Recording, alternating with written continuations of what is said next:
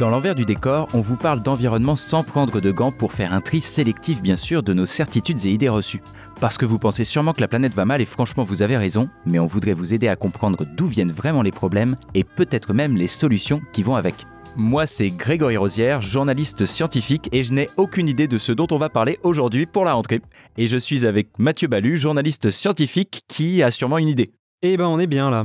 Donc c'est la rentrée et on n'a pas du tout de sujet. Voilà, pour cette saison 2, on sait pas trop quoi faire. Du coup, c'était bien tes vacances ? Ouais, c'était génial. J'aurais bien voulu qu'ils nous laissent sortir du studio quand même. Ouais, mais en même temps, tu vois, j'ai un peu l'impression que c'est des lampes à UV, je me sens un peu bronzé. Moi aussi, j'ai un peu bronzé. Puis je pense qu'il y avait de la vitamine D quelque part parce que ça va, tu vois. Mais bref, assez parlé de nos vacances, enfin plutôt de nos non-vacances, quoi. De quoi on va parler cette année, Greg ? Alors moi, j'ai envie de parler de plein de trucs, mais il y a quand même un sujet principal dont on va être obligé de parler, ça sera sûrement pas le plus fun. Le rapport du GIEC. Bah non, quand même plus fun, enfin je veux dire... Plus fun. Les jeux vidéo. Non, moins fun. Attends, moins fun que les jeux vidéo. Ok. Premier quiz de la rentrée, il est déjà perdu. C'est pas évident là, parce que si tu veux, il y a un écart entre il faut que ce soit plus fun que le rapport du GIEC, c'est simple, et moins fun que les jeux vidéo, c'est simple aussi. Ça peut être à peu près n'importe quoi. Mais quand même, au hasard, je dirais la présidentielle. Exactement, bravo.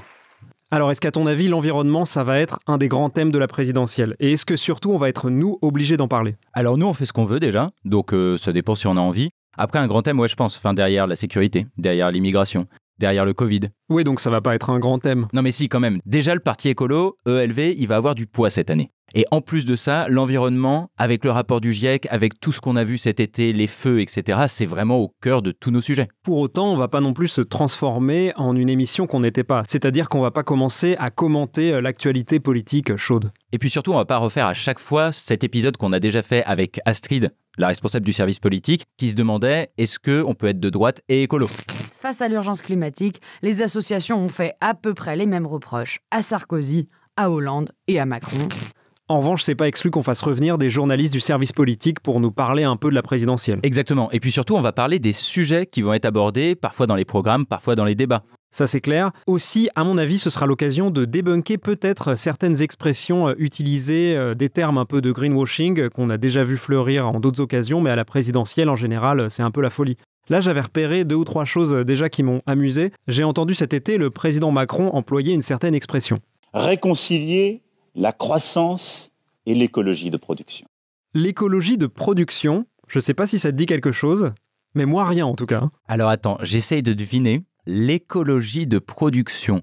Est-ce que c'est l'idée de dire qu'on fait de l'écologie et que du coup ça fait de la production et ça fait de l'emploi ? Parce que ça c'est la croissance verte, c'est un peu nul, non ? Je pense que c'est un repackaging de la croissance verte. Mais est-ce qu'on pourrait pas imaginer que ce serait tout autre chose ? Ce serait quand même beaucoup plus marrant. Ah, et genre l'écologie de production, bah c'est l'inverse des petits gestes ou du mec qui cultive son jardin. C'est genre, on fait de la tomate bio, mais genre dans des serres gigantesques avec des énormes usines. C'est ça ou pas ? C'est exactement ça. En fait, on fait du Yves Cochet, mais de manière intensive. Donc c'est pas de l'écologie. Ah, tu poses trop de questions. Mais tu vois, moi ça me fait penser à un autre truc, cette écologie de production, c'est que ça fait longtemps qu'on a envie de parler de décroissance.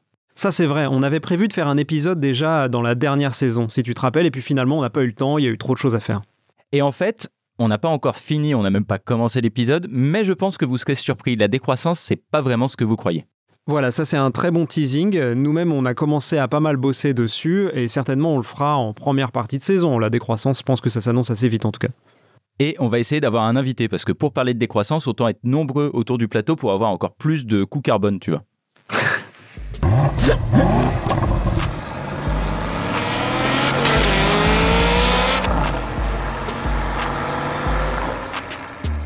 Ouais, parce qu'on va pas parler que décroissance, on va aussi parler grosse cylindrée. On va parler bagnole.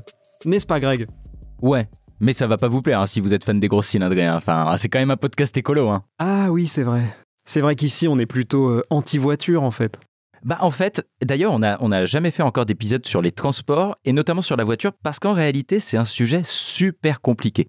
Tu vois, la voiture électrique, la voiture tout court, combien de temps on la garde, c'est quoi son bilan carbone ? En fait, je pense que personne, pas même nous, n'a vraiment compris le débat voiture et environnement. Ouais.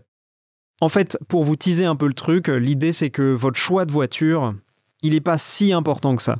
Et on va pas en dire plus, comme ça vous aurez envie de revenir. Donc abonnez-vous si c'est pas déjà fait. D'ailleurs, plus généralement, parce que ça concerne évidemment le monde des bagnoles, on va continuer à vous parler de greenwashing. Une formule 100% d'origine naturelle à l'aloe vera bio et biodégradable. Donc le greenwashing, c'est quand une entreprise qui veut gagner beaucoup d'argent fait croire qu'elle le fait pour l'environnement, alors qu'elle le fait pour gagner beaucoup d'argent.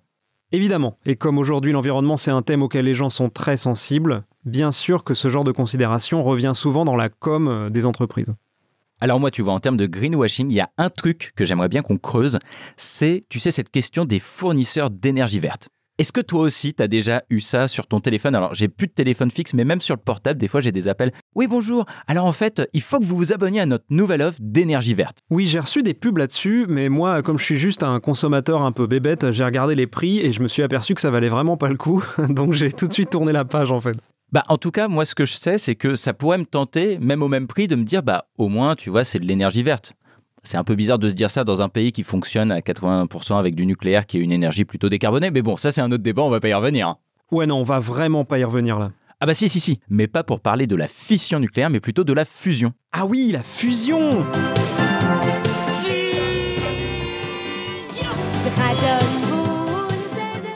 Non, pas du tout. La fusion nucléaire, tu sais, quand on crée notre propre soleil, quoi, en gros. Ah oui, d'accord. Bon, c'est pas Dragon Ball, mais c'est quand même assez cool. Bah, c'est assez cool. C'est un peu le Graal de l'énergie qu'on essaye d'atteindre depuis 40 ou 50 ans. Mais si on veut vous en parler cette année, c'est parce qu'il y a eu plusieurs percées ces derniers mois, scientifiques, qui font dire que ça va peut-être arriver plus tôt que prévu. Tu sais que je me suis toujours représenté les mecs qui travaillent donc dans ITER, qui est globalement une espèce de gigantesque cylindre, enfin comme un gros donut où on fait s'entrechoquer les atomes entre eux. Je me suis toujours représenté ça comme une espèce de terrain de jeu, quoi, où les mecs ils s'éclatent. Ils sont là. Alors moi je vais prendre un atome de ça, je vais le lancer à toute force contre tel truc et on va voir ce que ça fait, quoi. Je trouve qu'il y a un côté terrain de jeu assez génial. Ouais. Pour avoir écouté 2-3 scientifiques expliquer ce qu'ils font, ça a pas l'air très fun en vrai. Mais c'est ça qui est étonnant. Comment tu peux travailler dans un univers aussi extrême et incroyable et pas être complètement punk, tu vois? Bah je sais pas, on pourra leur demander, on pourra en inviter un. Ah non, mais personne va nous écouter là, Greg. Mais personne nous écoute.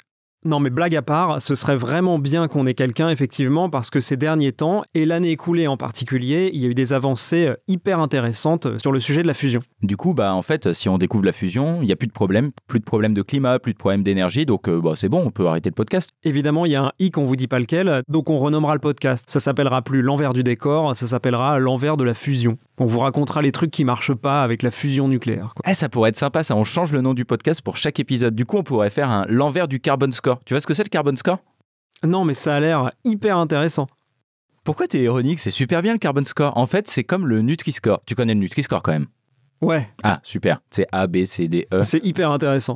Bah, en vrai, c'est super intéressant parce que ça marche. Et du coup, l'idée, ça serait de se dire, est-ce qu'on pourrait pas faire un carbon score sur les choses que t'achètes pour savoir c'est quoi leur score carbone ?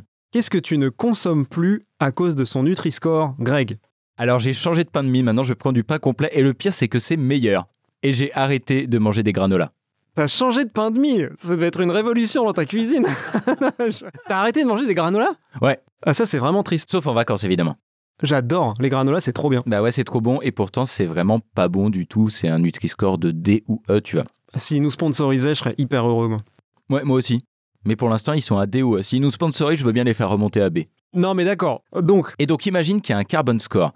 Et que quand tu dois acheter ta bagnole, tu vois la couleur, tu vois la cylindrée, les trucs comme ça, mais t'as aussi le carbon score. Ça peut t'influencer, alors que là, tu regardes pas du tout ça. mais il y a déjà ce truc-là quand on achète de l'électroménager. Tu sais, il y a une note aussi qui est donnée. Comment ça s'appelle déjà ? Les premières étiquettes énergétiques ont vu le jour il y a environ 25 ans. L'intention du législateur européen était d'informer les consommateurs de manière neutre sur la consommation d'énergie des appareils ménagers et d'inciter les fabricants à innover et à produire des produits plus efficaces sur le plan énergétique. Et en plus, c'est super clair, tu sais, il y a D, C, B, A, A+, A++, A+++, c'est n'importe quoi en vrai. Moi, honnêtement, je trouve que c'est un truc qui permet de se repérer pas trop mal quand on achète de l'électroménager. En tout cas, j'ai l'impression que ça influe un peu sur mon choix, tu vois. Il y a quelques années, je refaisais ma cuisine, mais j'avais absolument pas de fric. Et on avait acheté la hotte la moins chère qu'on trouvait dans un grand magasin, tu vois. C'était une marque, je sais même plus le nom, c'était impensable. C'est moi qui l'ai montée moi-même et rien qu'en la montant, je savais qu'elle tombait en pièces, quoi. Le score, c'était genre E. Et je pense que le truc avait besoin d'une centrale nucléaire entière pour fonctionner. Ah ouais, et en plus, je suis sûr que tu sais, c'est le genre de hotte où pour la nettoyer, tu peux pas enlever les grilles, t'es obligé de frotter des sortes de trucs de laine de verre dégueulasse, t'as les mains pleines d'huile et de friture. T'as jamais fait de friture, mais il y en a dans la hotte, enfin, tu comprends pas pourquoi. C'est immonde et en plus, elle marchait vraiment pas bien, quoi. Tu l'as changé du coup ? Ouais, je l'ai changé. Et est-ce que t'en as pris une A ? Si ce n'est A, c'est B. C'est un truc qui marche nettement mieux. Ouais, on voit que ton salaire a augmenté en quelques années. Bah, depuis qu'on a commencé le podcast, avec tous les sponsors, de l'énergie, des hydrocarbures, de l'automobile, moi j'y vais. Hein. Ah bah ouais, moi pareil, hein. Je me suis acheté une Tesla et tout. Donc granola, allez-y quoi, enfin mettez le paquet. Hein. Alors ça, c'est pas l'alerte greenwashing, c'est l'alerte second degré, au cas où, hein, parce que évidemment, on est totalement indépendant.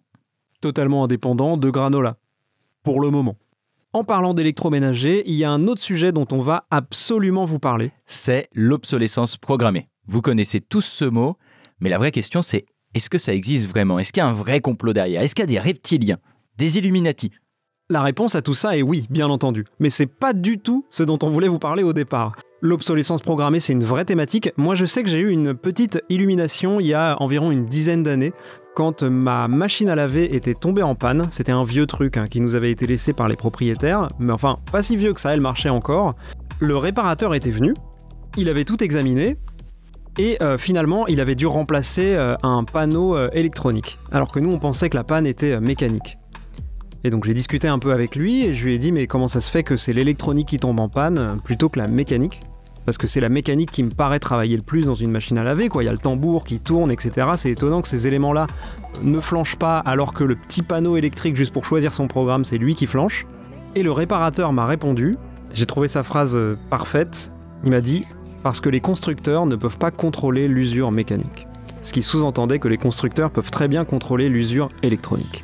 Et ça semble assez logique, mais tu vois, dans la réalité, je me demande si un transistor, ça n'a pas une durée de vie plus courte qu'un tambour de machine. Parce qu'il ne faut pas oublier que l'électronique, c'est un truc de pointe et qu'en fait, à force de rajouter de la complexité, on crée de la panne. Donc je pense que c'est quand même un peu plus compliqué que juste les constructeurs sont des salauds. C'est possible et ça vaut le coup d'en parler. Il y a eu des vraies histoires relatives à l'obsolescence programmée ces dernières années, en particulier d'ailleurs touchant les smartphones. En tout cas, on va en discuter, on va étudier la question et on va faire la lumière sur tout ça. Ah, la lumière. C'est parce que tu fais une blague sur l'ampoule, c'est ça, non ? Non. Ah. Mais tu vois pas de quoi je parle ? Non. Ah, parce qu'en fait, les ampoules, tu sais, c'est le premier truc d'obsolescence programmée en 1920. T'as des fabricants d'ampoules qui se sont mis un peu tous ensemble parce qu'ils étaient pas beaucoup, donc c'était assez simple, c'était une sorte d'oligopole, il y en avait quelques-uns. Et ils se sont rendus compte que les gens, une fois qu'ils avaient des ampoules, ils les gardaient jusqu'à temps qu'elles craquent, quoi, donc ils en rachetaient pas. Et ils se sont dit, c'est quand même dommage. Donc on va faire en sorte que les filaments des ampoules tombent en panne plus vite, s'usent plus vite pour que les gens rachètent des ampoules. Et ça, c'est un peu le premier exemple historique d'obsolescence programmée. Et après, tu vas me dire que les fabricants de lave-linge, eux, ils font pas du tout exprès que leur lave-linge il tombe en panne. Justement, c'est ce qu'on se dit tous, sauf que, a priori, encore une fois, j'ai pas trop creusé, tout ça est très complexe et on vous donnera tout le détail avec plein d'ampoules et plein d'électroménagers. En tout cas, Greg, on sait, lui, par qui il est payé, quoi. Non mais ça va, je suis pas payé. Par contre, je voudrais bien être payé par Pampers, parce que moi, il y a un sujet dont je veux parler, c'est les couches jetables. Qu'est-ce que t'en penses, toi ? Toi qui dois être encore dans les couches, là. Je pense que c'est très bien, parce que je m'imagine pas être au début du siècle à nettoyer moi-même toutes ces petites affaires, quoi. Donc toi, t'as jamais essayé les couches lavables ? Non, même mes potes, tu vois, j'ai des potes très très très hippies, même eux, ils ont pas réussi. Alors tu vois, moi j'avais vraiment hésité, mais pareil, j'avais pas réussi à passer le cap, mais je connais des gens qui l'ont fait, et à ce qui paraît maintenant, il y a des couches lavables, c'est pas les trucs du début du siècle, tu vois, il y a des films de cellulose, tu peux les jeter, c'est biodégradable, tu peux même faire ton compost avec, et ce que tu laves, il y a des fois un peu de fuite, mais ça a pas l'air fou, juste c'est trop, quoi. Mais il y a une vraie question à se poser sur l'empreinte écologique de la couche lavable et jetable, et surtout comment on peut réduire les deux empreintes. Je doute pas du tout de l'empreinte carbone des couches jetables. Par contre, c'est vrai que sur le concept de couche lavable, il va falloir utiliser de très bons arguments pour me convaincre. Tu vois, là, on est parti en vacances, on a dû la changer dans la voiture, la changer à l'hôtel, bref, la changer tout le temps et dans toutes les situations. Je vois vraiment pas comment ça aurait pu marcher avec des couches réutilisables ou lavables. Et en plus, c'est bien mignon toutes les petites affaires de faire son compost, etc. Mais moi, en fait, j'habite pas une ferme. J'ai même pas de composteur sur mon balcon, moi. Donc c'est non. Non, mais t'as pas de composteur. Non, j'ai pas de composteur, je suis désolé. Moi non plus. En revanche, je trie. Je trie pas extrêmement bien, mais je trie, tu vois. J'ai ma poubelle à plastique, j'ai ma poubelle pour les déchets non recyclables, je mets mon verre dans les poubelles à verre. Je suis quand même un mec bien, hein. Ah, c'est pas mal. Tu sais que moi, je suis dans un endroit pilote où on teste une nouvelle poubelle. C'est une poubelle à biodéchets.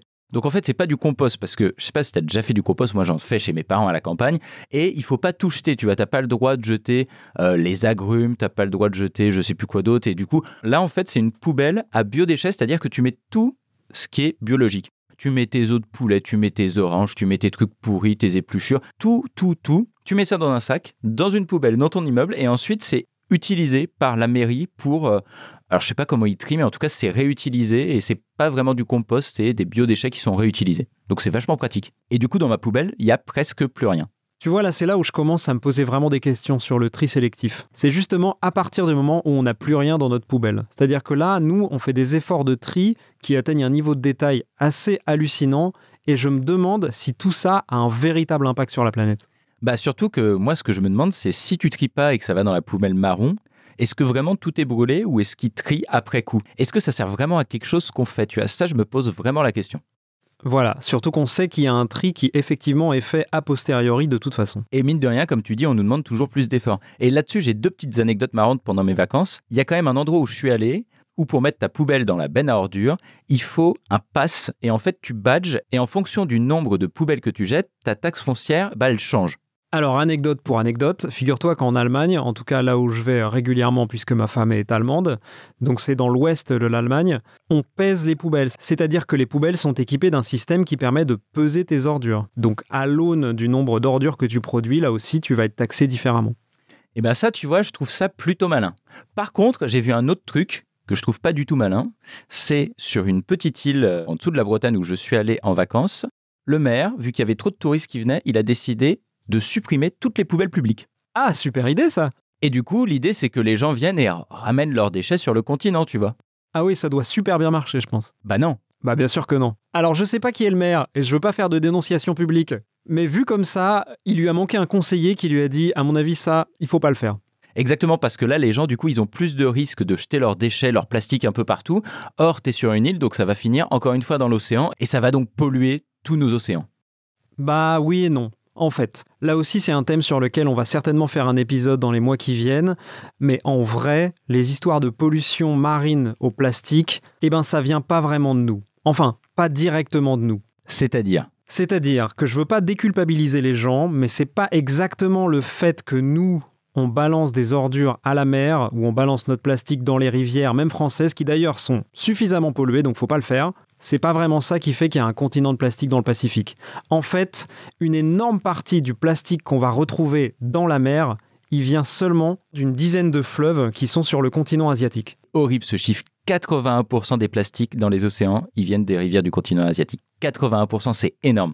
Et en fait, d'où viennent ces rejets ? Évidemment des industries qui sont présentes dans le sud-est asiatique.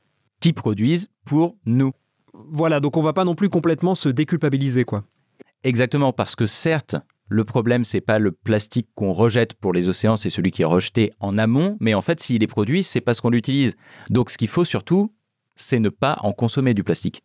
Bon, alors greenwashing, couche lavable, plastique dans les océans, c'est très sympa, mais on n'a pas encore parlé du truc qui va être le plus sympa de tout. Ah bah si, on a parlé de la fusion déjà, c'est trop bien la fusion. Ah non, il y a mieux, hein. Ah ouais, il y a quoi ? Mais il y a la COP26. Non mais pars pas, enfin reviens, on est obligé d'en parler de toute façon. Hein. Bon, parlons-en, mais ça va pas être folichon. Hein. Ah non. Comment on va faire du coup ? Bah je sais pas, on va bien trouver des trucs à dire. Hein. Ah mais attends, on peut peut-être essayer de trouver des trucs qui remontent le moral, tu vois. Ah oui, genre la naissance d'un bébé panda. Non, des trucs qui remontent le moral pendant la COP, ou des trucs, des anecdotes, tu vois. Moi je me rappelle la COP 21, qui était à Paris, donc j'avais été la couvrir, et le truc le plus drôle qui s'était passé, c'est que, tu sais, le rapport, en fait, il évoluait chaque jour parce que les différents pays disaient « bah non, moi je veux dire ça, moi je veux dire ci, etc. » Et du coup, il y avait des sortes de parenthèses et de crochets. La parenthèse et le crochet avaient un sens différent qui faisait évoluer le texte. Et du coup, c'était super drôle, quoi. La COP26, là, ce sera à Glasgow. Peut-être des trucs marrants à dire sur Glasgow.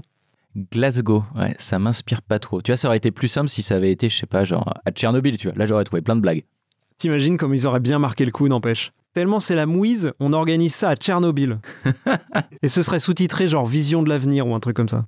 Quoique non, parce que Tchernobyl, c'est devenu hyper vert en fait. On a déjà fait des papiers là-dessus, comme quoi c'est devenu une sorte de réserve naturelle parce que il y a plus d'activité humaine, tout simplement. Mais je continue à m'imaginer qu'on doit y croiser des fans à 3 têtes, tu vois. Eh ben non. A priori, je crois pas parce que le niveau de radiation est certes élevé, mais dans la zone d'exclusion qui est très large, c'est passablement jouable, je crois. Tu vois, c'est super. C'est une super nouvelle. Et en même temps, il y a quelque chose en moi qui aime beaucoup la science-fiction et qui regrette presque un peu que ce soit pas un monde un peu parallèle qui soit créé, tu vois. Enfin bon. Ouais, là tu pars un peu loin quand même, mais on va sûrement avoir plein d'autres idées et surtout, on attend que vous ayez des idées. Oui, c'est ça. Là, on a fait un petit aperçu des épisodes qu'on va certainement faire durant l'année. Après, ça peut évoluer. Et puis surtout, on a besoin d'avoir vos idées, vos suggestions, vos remarques, vos thèmes, quoi. Donc n'hésitez pas à nous dire ce que vous aimeriez entendre. Voilà ce que vous aimeriez entendre, ou même sur les sujets qu'on vient d'évoquer, si vous avez des précisions, si vous voulez qu'on parle plutôt d'une chose ou d'une autre, n'hésitez pas aussi. Voilà, et pour ça, il y a une adresse mail, c'est l'enversdudécor@ufpost.fr, donc c'est l'envers avec un T, l'envers du décor tout attaché, @ufpost, HU2FPOST.fr. Donc n'hésitez pas à nous écrire, et en attendant, on file préparer le vrai premier épisode, parce qu'on vous avoue qu'on n'a pas trop eu le temps. À la prochaine. Et aussi le téléphone de Grégory Rosière, c'est le 06 58 62 93.